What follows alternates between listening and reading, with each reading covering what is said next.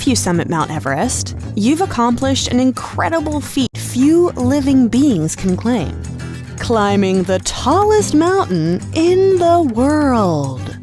Right? Well, sure, if you're measuring the distance from sea level to Everest Peak. But that's not the only way to measure a mountain. There's a lot of ways that mountains can be measured. The most common way is the height above sea level. Other ways you can measure it are from the base of the mountain to the peak, or its prominence, so how far above the surrounding area the peak is. And if you change the system of measurement, the world's tallest mountains change with it. Because there's different ways to measure the height of a mountain, if you change the way that you measure it, so from base to peak, the highest mountain in the world would actually be Mauna Kea. But if you measure from sea level, the highest is Mount Everest. There's also an argument for Denali in Alaska being the world's tallest mountain.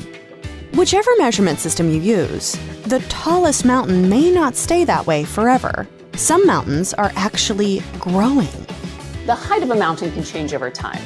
Two of the main factors to consider are that the Earth is still moving. The tectonic plates are constantly shifting and moving. So they can continue to push on each other and crumple, or slip underneath and push up, so that the volume of the rock continues to rise. The other main factor at play is what's happening above the Earth's surface. So over time, erosion can also affect the height as wind and rain change the topography of the mountain above the ground. Mount Everest is one example of this phenomenon. It actually grows a few millimeters every year. Sure, a millimeter or two isn't much compared to the 29,000-foot height of Everest, but these incremental changes add up. In the past 89,000 years, Everest has grown anywhere from 50 to 165 feet. You know, I was planning on climbing Everest, but I figured I'd let it finish growing first.